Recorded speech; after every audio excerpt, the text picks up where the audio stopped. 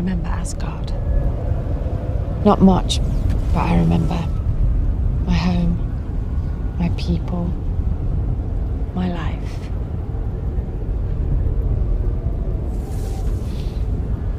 The universe wants to break free, so it manifests chaos. Like me being born the goddess of mischief. And as soon as that created a big enough detour from the sacred timeline, the TVA showed up, erased my reality, took me prisoner. I was just a child. I escaped. Stole a TemPad and I ran for a long, What is up, everybody? long time. It's your boy. It's KonKon's. Back at it again. And sitting across from me. Your boy, Justin Baker. We back. We back. What's up, everybody? Welcome to the 87th episode of the KonKon's Cantina podcast. This week, of course, you know, we are doubling up. We have a Star Wars episode that's coming out, of course. And today we're talking about Loki. Exciting episode for Loki. Really quick, right off the top of your head, what is your out of 10? What's your out of 10 rating? Oh, 10. 10, really? 10 out of 10. What was it off the what made it 10 out of 10? Because you didn't know what was coming. Like, you were just surprised the entire time, I feel like. It was just like... Yeah, this one did have some twists and turns. Yeah, just twists and turns you weren't seeing And, happening. yeah, an obvious spoiler warning, guys, of course, for Loki. This is episode 4, and me being... Oh, the Nexus event. That is the name of the episode. Out of 10 for me, I'll go 8. There was a couple of things. There was one scene in particular. I gotta pick it apart a little bit, just a little bit, not a lot, just a little bit. There was one scene. Of course you do. Yeah, there was one scene. It was okay. But like you said, a lot of twists and turns. Didn't expect some of the deaths. The deaths type of thing. And I think the story's really starting to kind of ramp up because of all the variant talk now. Mm-hmm. You know what I mean? So I feel like they're not shying away from doing the unexpected or like twisting something that you were like, oh, you can't do that. That's that kind of person. Yeah. They don't care. They're gonna give you. I think that's why this is such a good show. Yeah, it was super cool, guys. You know that we're gonna go into the cantina here in a second, but first, this is the cantina. Oh, I said you're going to... Oh, my gosh. We're going to go into the cantina here in a second, talk about what we're drinking. But first, we are a Cantina of Heroes podcast.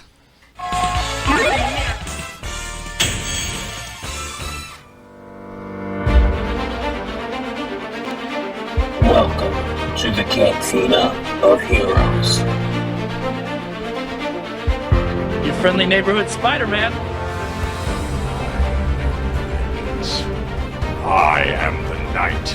I am Batman.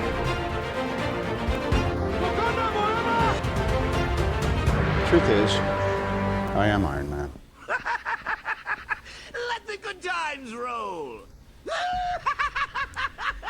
So, Loki, once again, guys, housekeeping really quick. You already know this episode is sponsored by our Patreon members. We appreciate every single one of you for helping us continue to put out content. This does take quite a bit of time. Jonathan, you saw a little bit of the setup. We did that Patreon episode. We had like a Trouble Patreon episode. Much respect. Yeah, we've talked about Trouble so much on the show because of you, and we were finally able to do it. So if you're a Patreon member, it's $3 a month, and you'll have access to that episode. We talk about some stuff that we usually don't talk about. The game is a 10 out of 10 Mandos. 10 out of 10 no Mandos for the game. Justina says, so it's fine. Yeah, there's and we keep the podcast family friendly. We keep the explicit rating off of iTunes, obviously, and the Patreon episodes allow us to talk about topics that we normally couldn't talk about, whether they be touchy subjects or whatever the case may be. It allows us to be a little bit freer, more personal. Yeah, more personal. So we got that coming out this week, and we appreciate every single one of you guys. Of course, we still have some rec shirts and we still have some Cantina shirts. Feel free to DM us on Instagram and all the social medias. Of course, KonKon's Cantina at all the social medias: Instagram, Twitter. We have the Discord, the Facebook group. We have all that. So, Loki was Is Loki like taking you by surprise in general, like the whole show? I would agree. Like, because it's like you didn't know what it was going to be about when it first came on. Anyways, it was like, all right, where are they going to go with this? And then, how do you feel about? So we've talked about this a couple times.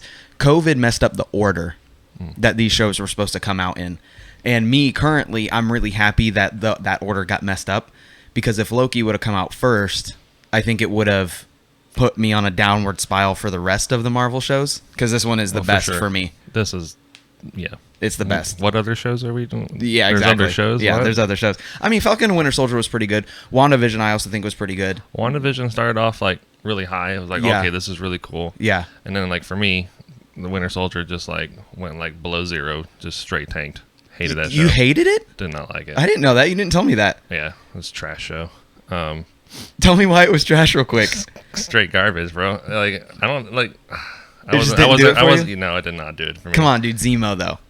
Oh, he was cool. Like the dancing, there were moments. There were moments where it's like, yeah. okay, this is cool. Like Winter Soldier stuff had some cool stuff. Falcon had really cool moments. Yeah. When he becomes Captain America again, that was super cool. But it was like it was so focused on like other things. I was like, I just want like give me a story. Like, where are we going with this? Yeah. And it was just like social justice, and I'm like, okay, well, I want a story. Like, let's move the storyline along. Like, like this one, like Loki is like you're getting told the story, and it's like moving. And I think some people want that like more real world stuff. That's not what I usually watch. Fantasy and sci-fi. I don't watch superheroes for real world. Problems, yeah. Not to say that those problems aren't important. It's just that's not what your escape of reality of watching the TV show is not what you're going there for. Loki takes me out of it though. Yeah, exactly. Like Loki's just like you're living in another world where it's like it's great. It's like, okay, this is cool. So this episode, let's get into it. So we start off, we have the Nexus event. So, we'll say Tom instead of, because we're dealing with two Lokis, of course. So Tom, the last episode, we've got the whole Nexus event. We're on Lamentis, and all hope seems lost, and we knew that something had to happen, right? We knew that somebody would have to come and save them, because the show's not going to stop there. Mm-hmm. One thing that they established early with these Nexus events is that nobody escapes. So something had to happen, or they were all dying. I mean, it's that's that why simple. He was like, well, we haven't been on that ship. He was just like, we could maybe change it. Yeah. But all these things, everyone dies in them. One thing that I was half right, half wrong. When me and Justin were talking about the last episode, I was like, they have to have a Nexus, like them being there creates a Nexus event. Maybe that keeps the planet from being destroyed, but even then they still established that creating that Nexus event wouldn't stop the inevitable. So it didn't stop the inevitable, but the half part of the theory that was right was they did create a Nexus event that allows them to be found. Mm-hmm. So of course the TVA gets them and brings them back to the TVA. How did you like the stuff between C20 and in our female Loki? Oh no, that's C115. Sorry, C20 is the one who they killed her. She's dead. Yes. And now we finally got the whole. In the second episode, she kept saying, "Oh, it's real. It's all real," and she was talking about her memories. So that whole. How do you feel about that whole dynamic of like they're all variants that have been taken away? Awesome. I loved it. Yeah, I was like, that's cool. Like, I didn't see that coming. Yeah. It was like this whole time, it's like, oh, we've all been created. They don't have any memories of their past. And then we get that scene with C20. It was in the last episode. Yeah. We're like at a bar, and you're like, how is this possible? It's like Hawaii or something. Yeah. And it's like she thinks this is real. Yeah. And then you realize, oh, they have previous lives. Like, they weren't created. I feel like that's a plot we've seen in different shows before. I can't think of one off the top of my head, or movies where like people are like plucked from they're like abducted, really. Yeah. And if you think about it, like King the Conqueror and the other timekeepers are aliens, right? Like they've literally been abducting these people. I didn't expect the C15, the black female, the chief, whatever she is. She has her own squad. That was awesome. I did not think she was going to turn. Like, her revelation of like you could see her mind, like she was like thinking about what happened. She was like, where are these thoughts coming from? And you could see like the fight in her, like what is going on in my head right now. And the cool thing too is like Loki, he tried to put that thought of doubt in Mobius and Owen Wilson, and it ended up working, but it didn't. The quicker play, which it wasn't a play. It worked after he saw the video of C20. Yeah. Then he realized, oh, okay, something's going on. He's not lying to me. Yeah. Well, and what's cool too is even when he was in Renslayer's office, it's clear that it was working then too, because he had the premeditated thought of stealing her datapad thing. You know, so he was curious. He's like, what does Loki have to gain from lying to him about that? Like, nothing. Yeah, like, we got him. We got both of them. You have him anyways. Like, why are you going to tell me this? So clearly, maybe there is some truth to what he's saying, you know. If we don't see Owen Wilson on a jet ski by the end of this show, Justin said that he's like, I'm really hoping he's like a jet ski salesman, you know, like something like his obsession with jet skis is hilarious. Yeah. And that goes back to the whole, how long have you been here? I don't know. The time moves differently. So once again, like 5 minutes in the TVA, which the whole quantum theory is quantum realm is that, you know, that's where it's at.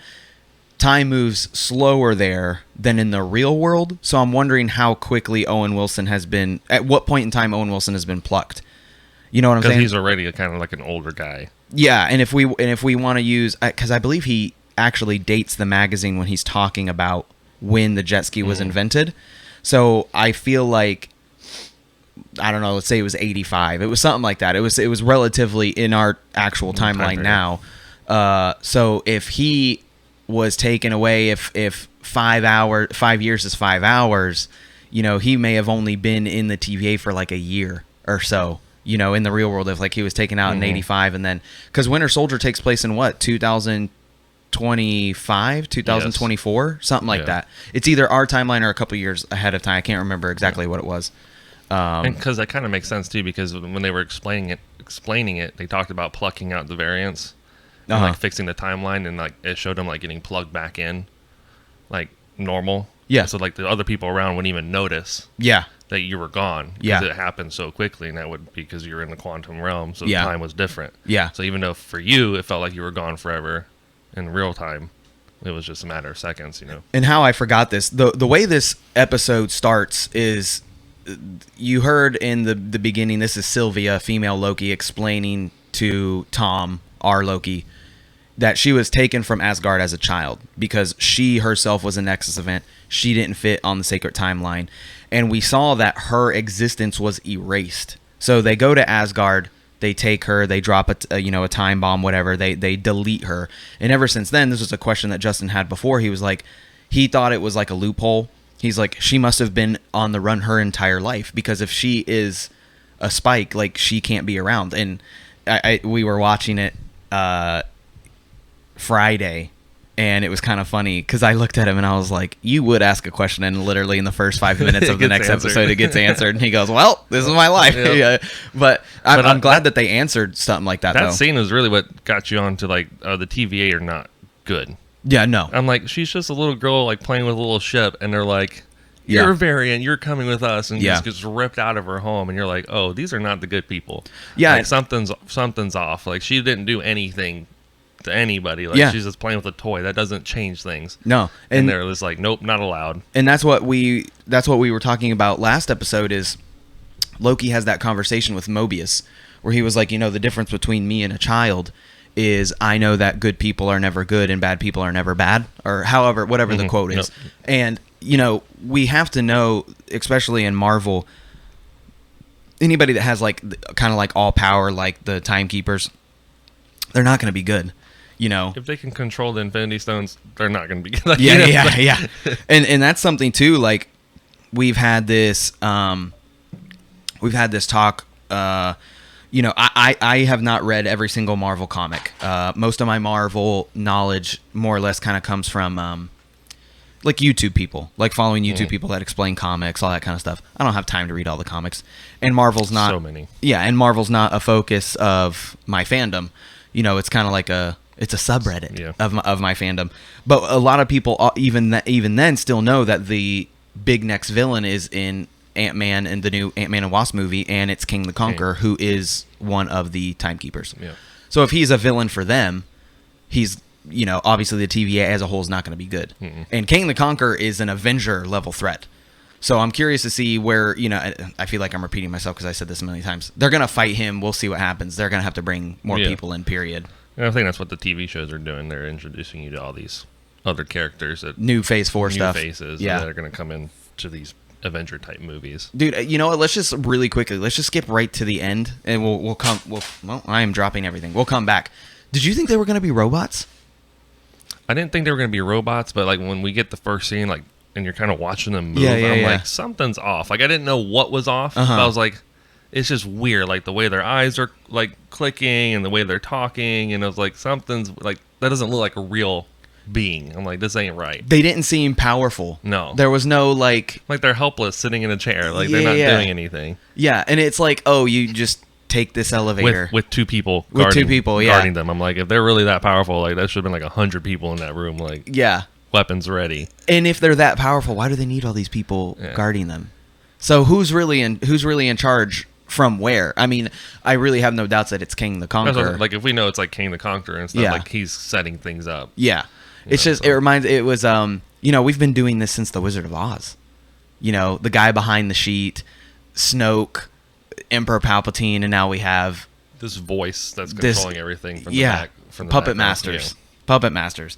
I did not expect them to be robots at all, but getting back into the episode once again, both Lokis are taken back to the TVA. Our main Loki, Tom, he's put in this time loop where I forget her name. Punched in the face. Like, dude, knee in the nuts. Knee in the nuts every time. Like, ow. Dude, punched in the face. And once again, I was like, that's such a Morbius move too. Like, he was like, because he had just called him a butthole pretty much. He's like, you're an idiot. You're a bad friend. And then he sends him into this loop where he's just getting punched and kicked nonstop. I'm like, that's such a Morbius move. It was such a Morbius move. You know what? Shame on me for getting this far. We did not go into the cantina. We didn't, but we're gonna go into the cantina right now. Sucking today, man. I gotta pick it up. We're a cantina podcast who did not go into the Welcome to KonKon's Cantina. What are you having?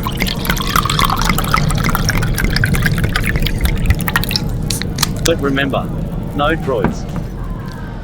Jonathan, me and you are drinking the same thing. We are. And I'm very excited for you to try it on draft tonight because we are going to Toll Road. Yeah, I'm very excited. This is the cream ale, and it is creamy and delicious. Yes, this is Mike's special. I talk about this on the podcast all the time. This is easily like one of my favorite beers of all time.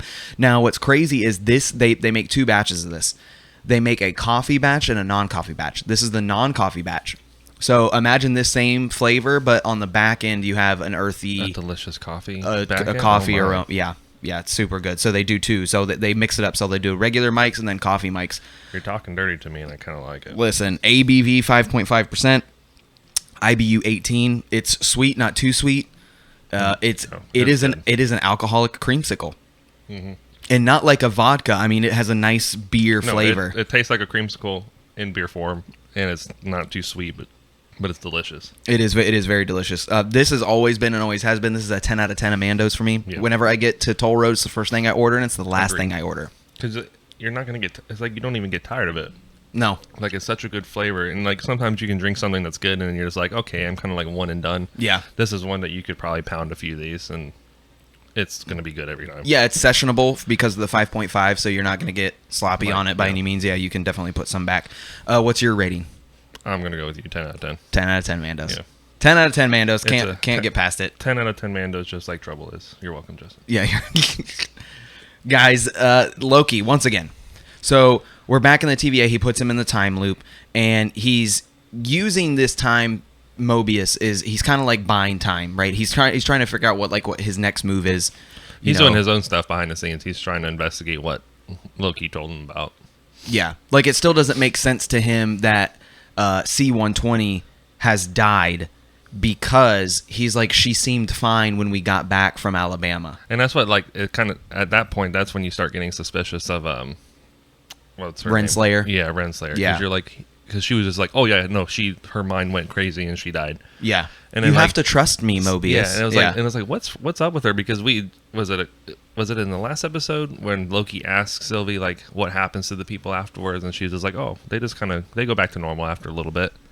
So like she already told us nothing happens. Yeah. And then here Renslayer's saying that her mind, started degrading and she died, and it was like that doesn't add up. Yeah, a lot of it didn't add up. And he's smart enough. I still think that we see at the end of this episode that pruning, right? Pruning is the word that they use to describe disintegrating the people with their staffs, whatever. De-resolution. It's putting them somewhere clearly. We'll get to that. In the comics, there's actually like 5 Mobiuses. So there's all these other variants of Mobius. Yes. And I was kind of thinking like, because he got pruned, like, oh, we're just going to see another variant come in and it's Owen Wilson and he has no mustache or something like that, but now that we see this, I think that a big plot in the show is going to be Tom trying to find Mobius because he sees what happens to him. Yeah, and we'll get to that like when we go into like the end credits and what happened to that. But yeah, that's going to be a big plot of what happens after they get, pruned. And there's this time period right after that something can happen. So let's go right into that. So C20 basically the words that Loki has said, which is, the TVA is lying to you. She's had enough. She brings Lady Loki, Sylvia, back to Alabama where they first met. And the reason they did that is because, once again, this would not create a Nexus event. Right? So she knew that she could go there, find out the truth, and nothing would happen. So once again, this idea that Tom has brought up in the second episode is still being used with throughout the show. So she tells her, she asks about her second life. She uses her enchanting magic and shows her whole life. And that was like an awesome revolution of B15 because like the entire time we're watching B20. No, you're right. Sorry, B15. I think I said B20. Excuse you. Yeah. God. Yeah, B15. Because the whole time we're watching her, she's like the mean chick. Yes. She's like always like mean to Loki. Even like when he's like, he's done nothing to be mean about it, and she's just like, you're a jerk. Like just hitting him for like wants to pop him. Like she's just like the mean girl. Yeah. And now you can see like something like because of what Sylvie did to her, she's changing. Yeah. She's realizing something's up. Yeah, and so she shows her past life. Same thing that happens to B15 prior. Oh man, I'm getting them mixed up. B20 prior, and now C15 the hunters. And so because of this, I didn't think that she was gonna. I thought this was gonna be a longer play, but literally in this episode, so they get brought back. She asks, Renslayer comes in the room. She's like, "Oh my gosh, where is C20? Where did she go? All this or C15." B15. My goodness, this is bad. I'm sorry, guys. You need more creamsicle? I need more creamsicle, yeah. So she brings her back. She asks where she's at. She's not there. Lady Loki, Sylvia, sitting there. She's soaking wet. Then we go to what is supposed to be I thought that was really cool because that tells us how smart B15 is. Because she comes back. So maybe she had an inkling of what happened to C20 because she's like gone. Yeah, she doesn't come back. She is like, I'm not here right now. Like, yeah. Because she probably realized if she goes back, she's going to get caught or something. Or maybe she did come back, but because she's there later. So, but she did hang around. Like, she had a mission, and she was like, okay, I'm going to go do this. And that's what Renslayer kind of says when she comes into the room, is she says that B15 has been compromised, and that now, like, the warrant's out for her. Yeah. So you're right on the money is, like, she doesn't come back from that apocalypse on purpose. Yeah, she had a plan in place. She was like, if I go back right now, I'm not gonna last. So. Yeah. So we have the whole conversation with Renslayer and Mobius. Once again, they bring up the talk of C20, her final moments. He then steals her data pad. He watches basically what looks like the courtroom case, where she's explaining everything. She's saying she was in the office, right? She was in. Is that where you think it was? I think so, because I think you could see like books, and like some of her like souvenir things like. Up on the okay, shelf. I think I could be wrong, but to me it looked like she was like in a witness stand. But now that you're saying the office, it's probably the office. I think she was at her desk, like in the office. Yeah, because she looks back at the camera. Yeah, like, oh crap, like I gotta shut this off. I love how he like had to hyperimpose, like he didn't know who it was. He had to like be sure. He's like. Yeah. I'm like, it's really clear that's who it is. It's really clear. I still want to know more about her.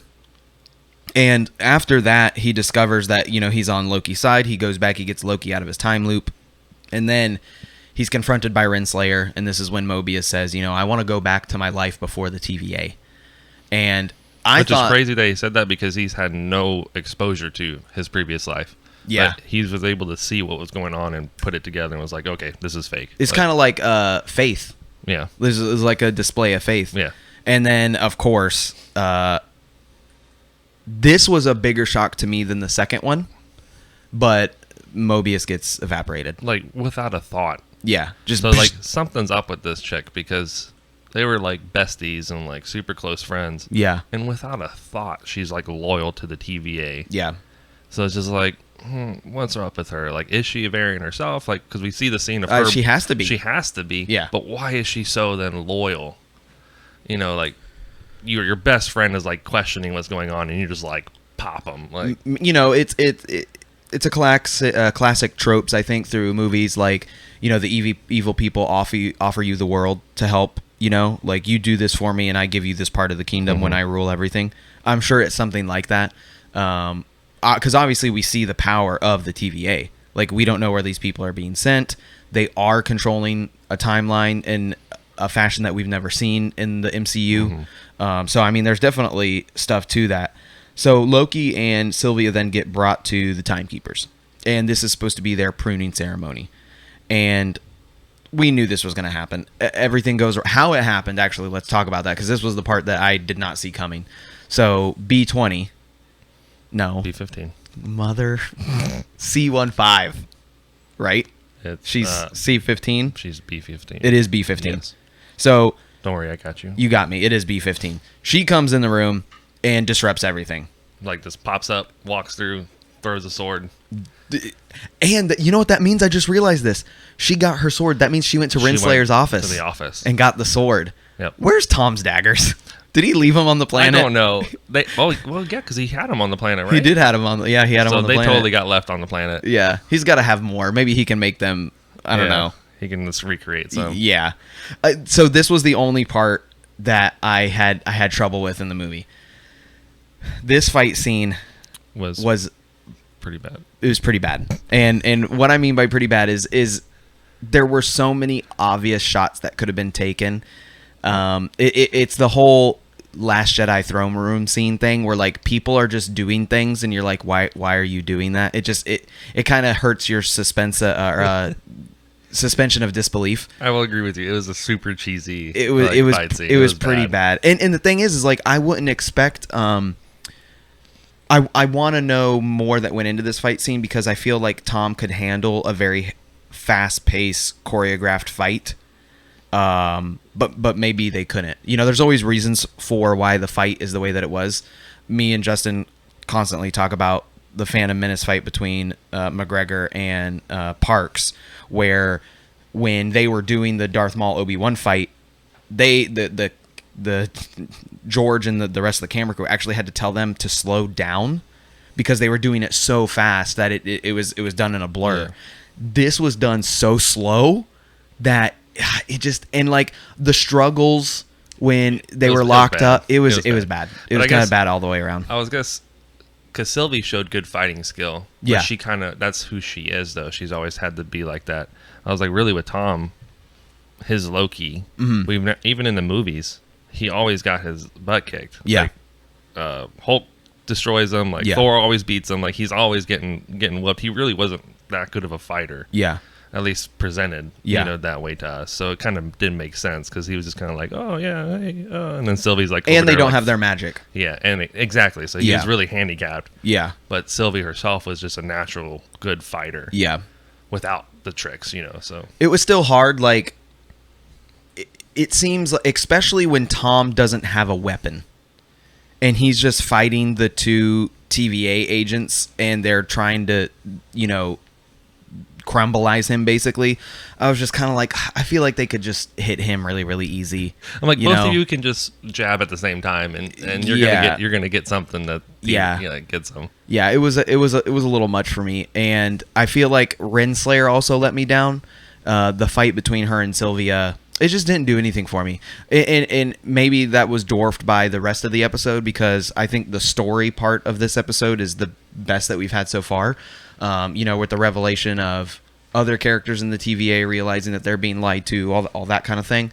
But yeah, the fight scene really ruined it for me. And then, of course, as we talked about earlier, we discovered that the timekeepers are robots. Yeah, this whole I guess time. that's a good point. I'll drop my grade to 9 out of 10 because that fight scene was horrendous. I didn't think about it. It's really bad. So 9 out of 10. 9 out of 10. Overall great Yeah. story, but that fight scene drops at a point. That's why I said 8 out of 10. Yeah. It's because that fight scene. It's like, I'll give it a point. I won't dock it 2 points, but yeah. Yeah. Because it's like when people talk about The Last Jedi and they're like, oh, I love The Last Jedi, or I hate The Last Jedi. When people, it all goes to that one scene. Yeah, well, even when people say they love The Last Jedi, and I'm like, that's fine. You can love The Last Jedi. And then when they say, oh, that throne room scene, though, and I'm like, nah, you can't defend that. Nah. No, this one was pretty bad. But then, let's just strip. Hey. Hey-yo. Let's just go right to the end credit scene. So Tom gets zapped. Didn't expect that at all. No, because really didn't. Renslayer just pops up and it's like, wham. Yeah, and I thought she was dead. Yep. I think she's going to be a prisoner of Sylvia now. It's going to be interesting because Sylvia can literally they just need to jump to a place where she can use her enchantment powers. She can get into her head and figure out who she was and all that stuff and then come back. See, and I'm glad you brought that up because I think that they will do that. But I think it's going to be harder for her because, remember, they already established that people that are strong-willed, it's hard for her to do that to. Mm-hmm. Renslayer is obviously going to be strong-willed. So I think it'll be like a Kylo Poe situation where he did it to Poe, the mind thing, the mind flare, no problem. Tries to mind flare Rey, can't do it. So I think she's going to have that same battle. Show it and show like what she has to do to like beat her. Like how deep is she going to have to go? What memories is she going to have to pull up? What is she going to have to recreate? Because even with was it C20? Mm-hmm. That's why she had to make like a real world. Yeah.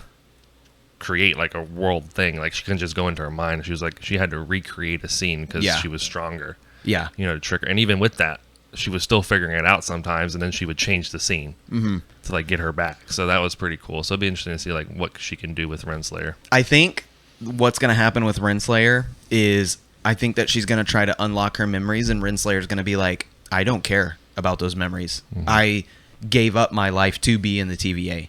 Like, I think she's going to be an OG, like where she understood what she was being taken for, and that can't so be used against her. She's not necessarily a variant. She actually volunteered, like something like that, signed up for it. Yeah, like that's what she wanted to do. Yeah, or exactly something to that extent. Something to that extent where it's either voluntary or she does know her past and doesn't care.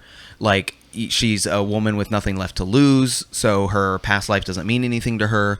Because if these people are variants, you got to think like Owen Wilson is a human who only lives X amount of years. But in TVA, if time moves differently, that's how their life can be given longevity. Mm-hmm. If that makes sense. And it kind of makes sense that maybe Renslayer already knows about this, because when you look at her facial reaction to when C20 is talking about it, like the horror on her face that this might get out. Uh-huh. Like she shut that camera down quick. Uh-huh. And she just had like that face like, oh goodness, this cannot be seen. Yeah. So it's like maybe she already knows. Yeah. Oh, like 100%. She already knows this is a thing. Yeah. And that's why she got rid of C20. She was like, oh, she figured it out. Pop. Yeah. And then, she shut the camera down because she didn't want other people to find out, Which then at that point I'm like, why didn't you just delete the file off your pad? Yeah. We had to have something for Mobius to find, right? Plot hole. Yeah, we had to have something for Mobius to find. Plot armor. So, the end credit scene. Tom is obviously not dead. He wakes up in a place that he thinks is hell, and he is confronted by 4 Lokis. 4 Lokis. Or 5, actually, right? Because little Gator Loki? Yeah, we have Kid Loki, the Old Man Loki, Black Loki, and then Gator Loki. Yeah, I guess 4. So we'll go through some of these real quick. We'll start with Black. It's Black Thor. I have to look. at it. The credits call them boastful Loki. Is that what that's what the credits say? Yeah. So it says the first thing is first. Actually, let's just go into Kid Loki then. Kid Loki. We definitely know a lot about Kid Loki from the comics. Mm-hmm. Kid Loki's story gives us a sneaking suspicion that we might know that there is old Loki as well. Yes. So the two are linked together in the story. So. Yeah, have to be. Loki spelled backwards is I-Call in the comics, and I-Call is a big part of Key Loki's story. It's a bird. Is a bird. Do you know any more about the bird? I did some research on it a couple weeks ago, and I knew it, and now that we're doing the show, I need to do research again. Yeah, of course. I don't remember any of it. Yeah, when the mic's in front of you, you don't remember anything. I'm like, oh yeah, no, I had like this whole thing. I think it's in our Discord I was talking about. Yeah. His story. Kid Loki. Because when you and see, this was before you even knew he was going to show up. Yeah. And I was like, I think this is where they're going, because when you read that story, because even with WandaVision, we think WandaVision was leading to Mephisto. Yeah. And then when you look at Kid Loki's story, Mephisto's also involved in that story as well. You were saying too, this seems to be Star Wars has done it, Marvel has done it, and now DC is also kind of doing it, because you were saying this possible spoiler warning for the new Batman movie, but you were basically saying like they're taking these obscure comic lines and creating their shows based off of it. Yeah. And I mean, that's what Star Wars has done. They've taken these ideas from the extended universe, and then obviously the MCU is taking tidbits. Yeah, things that people know less about. Yeah. So that it's like, oh, that's a shocker. Oh, that's a surprise. And really, it's not. It's like, oh, you just have to go research it. And it's then you new realize, for both. Yeah, it's new for both. The people who, quote, know everything are still getting a newer story. Yeah, because the movies have never been completely based off the comics. They're kind of still telling their own story. So they're pulling details and tidbits from it, but they're still going to twist it and do their own thing. So it'll be interesting. And then, because that Kid Loki also brings up Kid Avengers. Yes. So, which I've been waiting for, because we know is coming. So you know this is going to tie into it, and he's going to be part of it, because he is in the comics a part of that, because he's trying to be good. So and I hope so too, because the Kid Avengers end up fighting in the original comics. They end up fighting Tony Stark's daughter. Yes. She becomes evil. Ironheart, I think is her name. She actually becomes evil, an evil Iron Man, and they end up fighting her. But so more about Kid Loki, the original story. So. Loki did some more evil things, and like you said, of course, he wants to help the Avengers, and he wants to be good. This is Kid Loki. Thanks to him being super manipulative, Kid Loki manages to delete his name from the Book of Hell, and then he is reincarnated as a young boy who lacked the memory of any of the evil Loki in his former life. And then that's where the whole story, I think that's where the story with Mephisto comes in, because in order for him to defeat Mephisto, he has to give pretty much his life back to old Loki, because old Loki has the power to defeat him, not Kid Loki. Yeah. So they have to do and that's where the bird comes in, because I think the bird is what some old sort of Loki becomes, kind of like. Yeah. He holds like his life in this bird. Yeah. So it's really interesting to like break it down. So I'm not going to be a personal fan of Mephisto, so I hope it's not going that route. Yeah. But that seems to be where it's building up to. I think that's Mephisto wasn't ever an Avengers villain.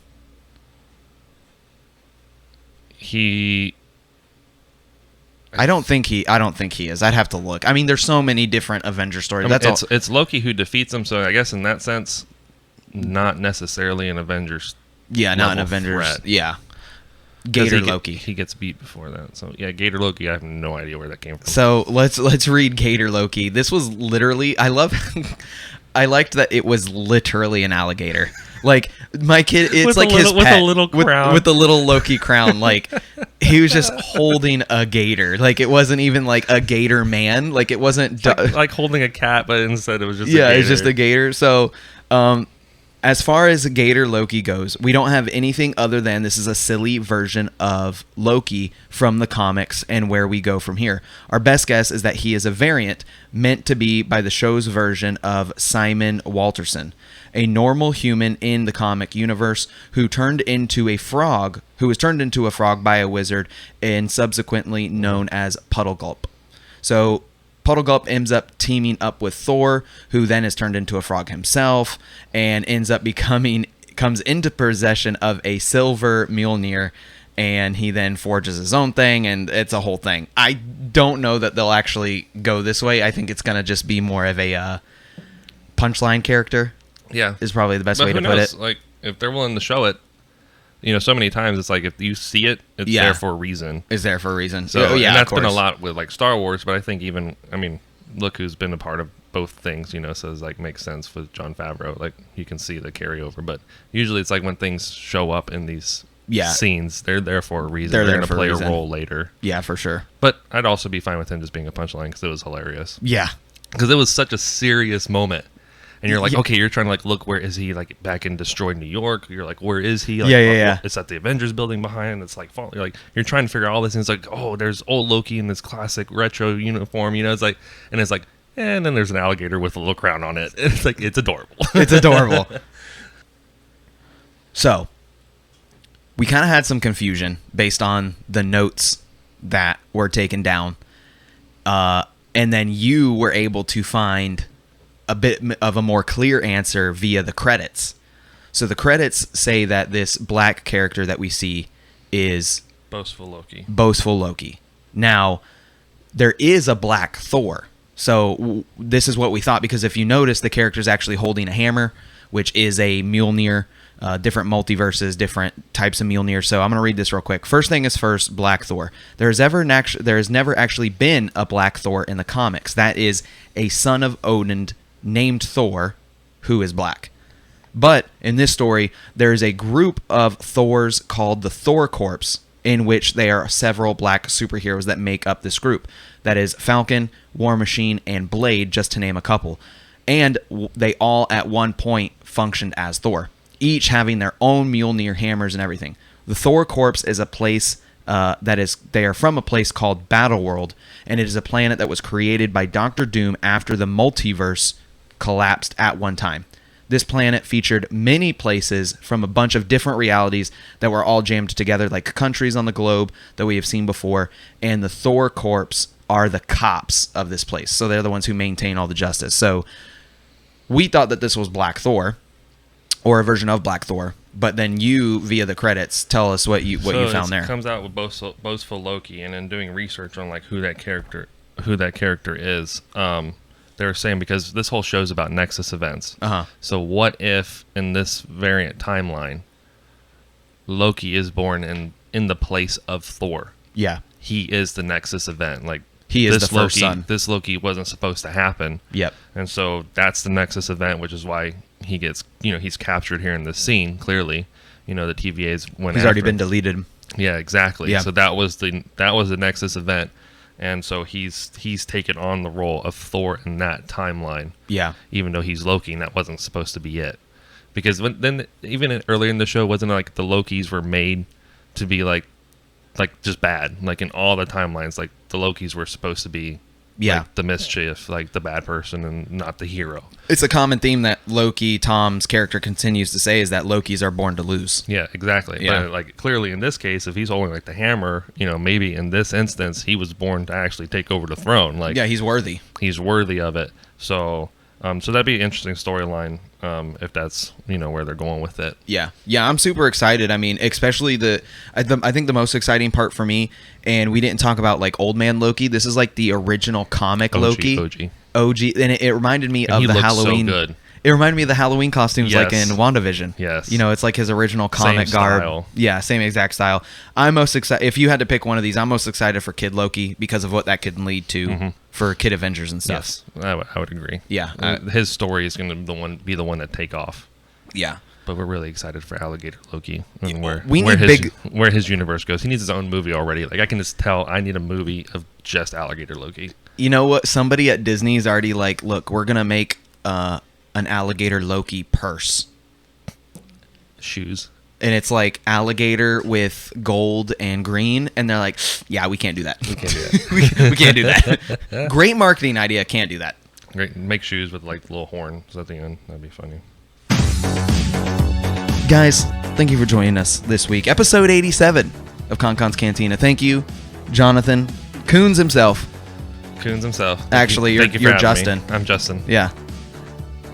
There you go. My arms are healed. Thank you for joining us this week, guys. We will see you next week, of course, with more Loki coverage. And then, of course, me and Justin will be back next week to talk episodes 10 and 11 of Bad Batch. We'll see you guys next week.